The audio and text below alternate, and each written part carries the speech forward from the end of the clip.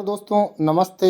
अपन देख रहे हैं कक्षा 8 के बोर्ड परीक्षा 2022 के मॉडल पेपर। तो आज देख रहे हैं विषय सामाजिक विज्ञान का 5वां मॉडल पेपर। दोस्तों चौथा मॉडल पेपर, 4 मॉडल पेपर और सामाजिक विज्ञान के और गणित विज्ञान और हिंदी के मॉडल पेपर अपलोड कर दिए हैं मैंने। वो आप मेरे चैनल पर देख सकते हो, उनका लिंक आपको डिस्क्रिप्शन में मिल जाएगा। इसके अलावा कक्षा 8 की गणित भी आप मेरे चैनल पर पढ़ सकते हो, उसका लिंक भी आपको डिस्क्रिप्शन में मिल जाएगा। तो शुरू करते हैं दोस्तों। पहला प्रश्न है, भारत का प्रथम गवर्नर जनरल था? तो आंसर आएगा दोस्तों वारेन हेस्टिंग। दूसरा प्रश्न है दोस्तों, विलय नीति का प्रतिपादक जनरल था? तो आंसर है लॉर्ड डलहौजी। विलय नीति बोलते हैं जिसे हड़प नीति भी कहा जाता है। तीसरा प्रश्न है दोस्तों, भारत का अंतिम मुगल बादशाह था? तो अंतिम मुगल बादशाह था बहादुर शाह जफर। इसके बाद में चौथा प्रश्न है, राज्यसभा में राष्ट्रपति द्वारा मनोनीत किए जाते हैं? कितने सदस्य मनोनीत किए जाते हैं दोस्तों? 12 सदस्य मनोनीत किए जाते हैं राज्यसभा के अंदर। लोकसभा के अंदर 2 सदस्य मनोनीत किए जाते हैं दोस्तों। तो फिलहाल वो दोनों ही सदस्य मनोनीत नहीं किए जा रहे हैं। अगला 5वां प्रश्न है दोस्तों, सिरोही राज्य ने अंग्रेजों के साथ सहायक संधि हस्ताक्षर कब किया? तो आंसर आएगा दोस्तों 1823 ईस्वी में। 6th क्वेश्चन है दोस्तों, राजस्थान का स्थापना दिवस मनाया जाता है? तो आपको याद ही होगा दोस्तों, पिछले कुछ दिनों पहले अपन ने मनाया था, 30 मार्च इसका आंसर आएगा। उसके बाद में 7वां प्रश्न है, राजस्थान में सबसे कम साक्षरता वाला जिला है? तो सबसे कम साक्षरता वाला जिला जालोर है दोस्तों। अगला प्रश्न है दोस्तों, प्रश्न नंबर 8, सबसे महंगा एवं तीव्र परिवहन साधन है? तो सबसे महंगा कौन सा है दोस्तों? तेज कौन सा है? वायु परिवहन, जो जिसमें एरोप्लेन हेलीकॉप्टर वगैरह आते हैं। तो ज़्यादा एरोप्लेन ही अपन मानेंगे, हेलीकॉप्टर पर्सनल हो जाता है। इसके बाद में 9वां प्रश्न है दोस्तों, स्वच्छ भारत अभियान का संबंध किस क्षेत्र से है? तो स्वच्छ भारत का जो संबंध है भारत अभियान का, वो स्वास्थ्य के क्षेत्र से है। अगला प्रश्न नंबर 10 है दोस्तों, निम्न में से किस दुर्ग का सर्वाधिक उच्च भाग कटारगढ़ कहलाता है? तो कुंभलगढ़ दुर्ग है, उसका सबसे ऊपर वाला जो किला है, उसको जो बिल्डिंग बनी हुई है, दुर्ग बना हुआ है, उसको कटारगढ़ कहते हैं। इसके बाद में प्रश्न नंबर 11 है दोस्तों, कि रिक्त स्थानों की पूर्ति कीजिए। पहला है, राजस्थान एकीकरण से पूर्व खालिस्तान रियासतें थी? तो राजस्थान के अंदर 19 रियासतें थी और ठिकाने पूछे तो 3 ठिकाने थे और एक केंद्र शासित प्रदेश अजमेर मेरवाड़ा था। इसके अंदर लावा, कुशलगढ़ और निमराना 3 इसके अंदर ठिकाने थे। अगला प्रश्न है दोस्तों, रिक्त स्थान में ही दूसरा, 2011 में राजस्थान राज्य की जनसंख्या वृद्धि दर तो कितने प्रतिशत थी? तो 21.3% पाई गई है। अगला प्रश्न है, जयसमंद झील जिले में स्थित है? तो जयसमंद झील है दोस्तों उदयपुर में। और राजसमंद झील पूछे तो आपको दोस्तों बताना है राजसमंद में, और जयसमंद है उदयपुर में।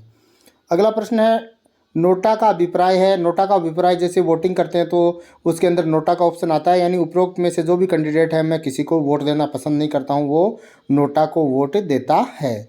तो अगला प्रश्न है दोस्तों, नगर परिषद के अध्यक्ष को क्या कहते हैं? तो उत्तर आएगा सभापति कहते हैं।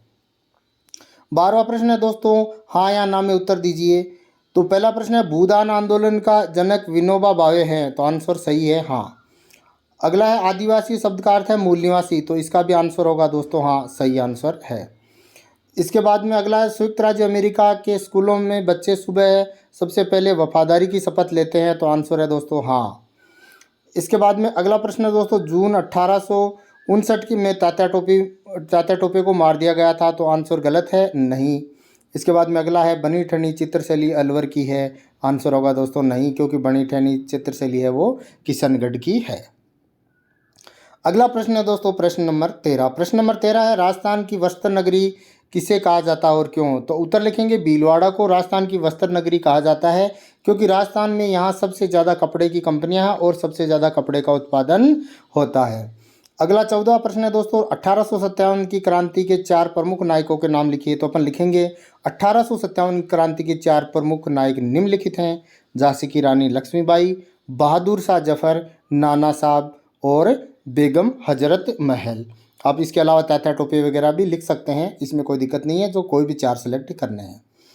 अगला प्रश्न है दोस्तों, प्रश्न नंबर 15, गुमंतु या झूम खेती किसे कहते हैं? तो उत्तर लिखेंगे, यह एक आदिम प्रकार की कृषि है जिसमें पहले वृक्षों व वनस्पतियों को काटकर उन्हें जला दिया जाता है और साफ की गई भूमि पर पुराने उपकरणों से जुताई करके बीज बो दिए जाते हैं, यानी और उस पर खेती की जाती है। यानी जो आदिवासी लोग हैं वो जंगल को काट कर खेत बना लेते हैं, वहाँ पर खेती करते हैं और कुछ समय बाद में 4-5 साल या 10 साल बाद में भूमि अनुपजाऊ होती है तो दूसरी जगह से जंगल को काटकर दूसरी जगह खेती करना शुरू कर देते हैं। उसकी स्थायी भूमि नहीं होती, इसलिए गुमंतु या झूम खेती कहते हैं।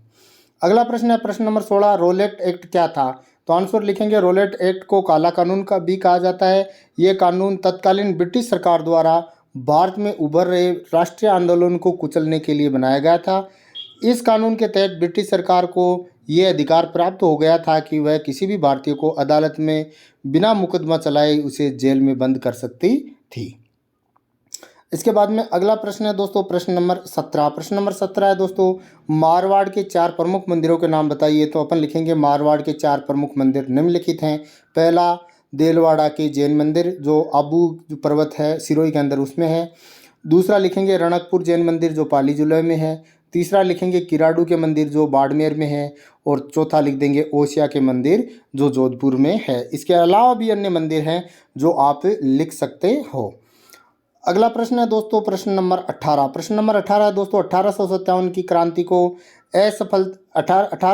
की क्रांति की असफलता के कारण बताते हुए इनके परिणाम पर प्रकाश डालिए। तो उत्तर लिखेंगे दोस्तों 1857 की विद्रोह की असफलता के प्रमुख कारण निम्नलिखित हैं। तो इसके अंदर पहला कारण लिखेंगे समय से पहले शुरुआत। तो इसमें लिखेंगे 1857 की क्रांति योजनानुसार मई 1857 में शुरू होनी थी, जो कि चर्बी वाले कारतूसों के प्रयोग की घटना के कारण समूह से पहले ही मार्च 1857 में प्रारंभ हो गई, जिसके कारण सभी प्रमुख स्थानों पर क्रांति एक साथ प्रारंभ न हो पाने के कारण अंग्रेजों द्वारा आसानी से कुचल दी गई। क्योंकि वो एक साथ नहीं हुई, एक साथ होती तो उनकी भी सेना बट जाती, लेकिन ये अलग अलग हुई तो उन्होंने सेना को जगह जगह काम में ले लिया।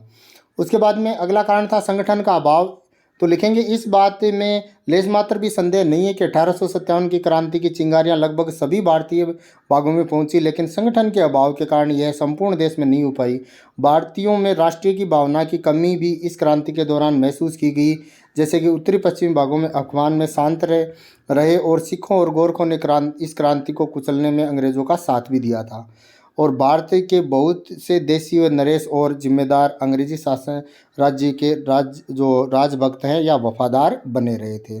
तीसरा लिखेंगे इसका कारण योग्य नेतृत्व का अभाव। तो 1857 की क्रांति में विद्रोही सैनिकों के पास बहादुर शाह का पुत्र मिर्जा मुगल सेनापति था, जिसमें किसी भी प्रकार की सैनिक प्रतिभा नहीं थी। 1857 की क्रांति में विद्रोहियों में केवल तात्या टोपे और झांसी की रानी लक्ष्मीबाई कुंवर सिंह ही योग्य सेनानी थे। अतः विद्रोहियों की बिखरी हुई शक्ति को अंग्रेजों ने कुछ समय में ही नष्ट कर दिया था।